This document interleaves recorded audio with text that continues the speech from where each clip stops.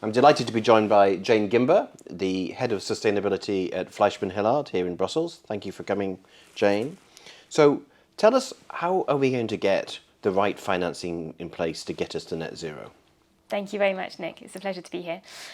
That's a very challenging question that involves multiple different sectors, both public and private actors. We've seen a clear push, particularly from an EU policy perspective, to try and incentivise the channeling of financing towards a more sustainable net zero pathway.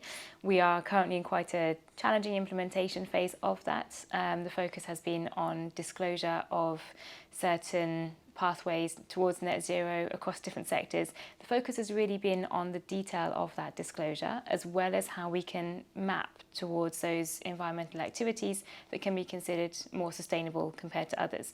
So a lot has been done on the policy space to try and structure more information, more transparency, greater awareness of certain activities that can be considered sustainable.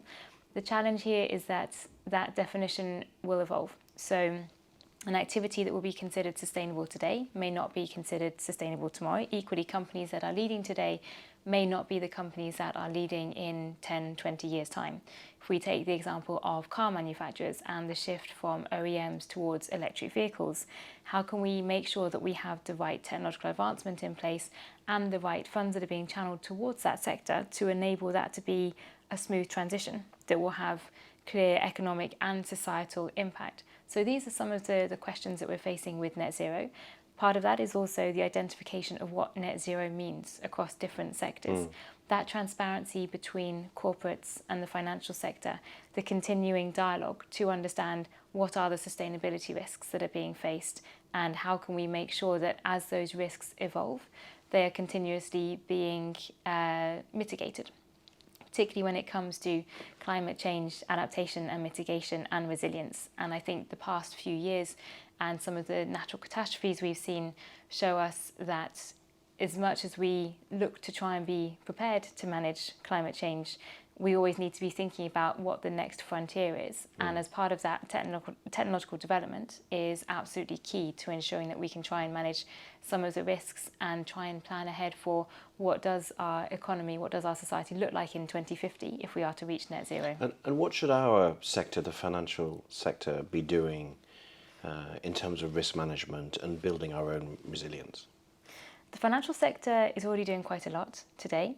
As mentioned, they have a number of different requirements that are put in place around encouraging disclosure but from the companies that they're investing in, ensuring they're aware of the sustainability risks that those companies are facing. I think particularly important is continuing that dialogue that they have with investee companies.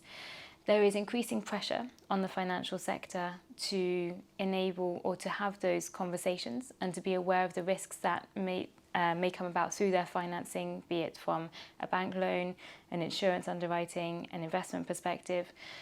So there's a lot that they are already doing today. I think the biggest challenge facing the financial sector is maintaining that awareness, maintaining the conversations with the corporates to ensure that as sustainability risks evolve, and today we are arguably more aware of the E in the S and G rather than ESG as a whole, to make sure they're continuously aware of the risks as they evolve, as they naturally have to do so in order for us to meet the net zero requirements. Jane, thank you very much. Thank you, Nick.